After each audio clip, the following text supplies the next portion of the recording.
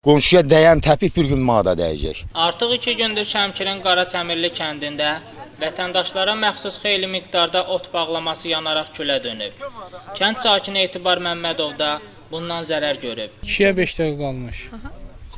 Məhəllə keçdim ki, aloydu. Gəldim ki, yanır yutardı.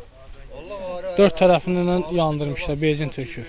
Hadisə yerinə 2 yanğın söndürmə briqadası cəlb olunub. Ev sahibinin sözlərinə görə hadisə təxminən gecə saat 2 radələrində olub. Qeyd edək ki, 2 gün öncə isə kənd sakini Namiq Qasımova məxsus təsərrüfatda olan 10 tona yaxın ot bağlamasından 7 tonu yanaraq külə dönüb. Hadisə yerinə gələn 2 yanğın söndürmə briqadası 3 tona yaxın ot bağlamasını və ətraf tikililəri yanğından xilas edə bilib. Saat 1-in yarısı, 1-ə qalmış bu iradələrdə. Nə mən evdə olmamışım, atam. Mən işdəydim, atam da çöldə heyvanımızın yanında. Qonşu, burada maşın səsi eşidibdi. Sonra hay-küy ilə kimisə getdiyini maşında belə uça yuxarı.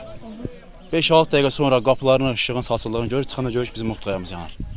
Bu indi naməlum şərait deyil, naməlum səbəb deyil. Bu qəsdir. Birinci halda ölü bu.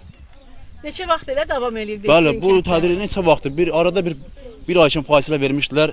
Ötən gecə bizdə oldu hadisə. Bu gecə kəndimizin o bir tərəfində. Kənd sakinlərinin sözlərinə görə son bir neçə ay ərzində qeydə alınan sadəcə 10-cu yanğın hadisəsidir. Yerli sakinlər bu dəfə də yanğının qəsdən törədildiyini deyirlər. Buna qədər kənd xəstəxanasında və Körpələr evi uşaq bağçasında, eləcə də fərdi təsərrüfatlarda müəmmalı yanğın hadisəsi qeydə alınıb. Kəndin bağçası yandırıldı. Balnisasında od salındı, tam yanmasa da yəni belə oldu, hadisələr olur. Hazırda kənd ərazisində polis naryadı qoyulub. Giriş-çıxış nəzarətdə saxlanılır. Müəmmalı yanğının səbəbləri və kim tərəfindən törədildiyi məlum deyil. Elə bu bir aydır, bir ay ərzidir. Yəni bax indi bunu da bilmirik ki, elə binəli avtomatda bu tayı gözləyir. Buranı gözləyirik, gedir oranı dağıdırlar. Belə olmaz. Yerli hüquq mühafizə orqanları və Fövqəladə Hallar Nazirliyinin əməkdaşları müəmmalı yanğınların baş vermə səbəblərini araşdırır. Şəmstan Fikrətli, Dünya TV.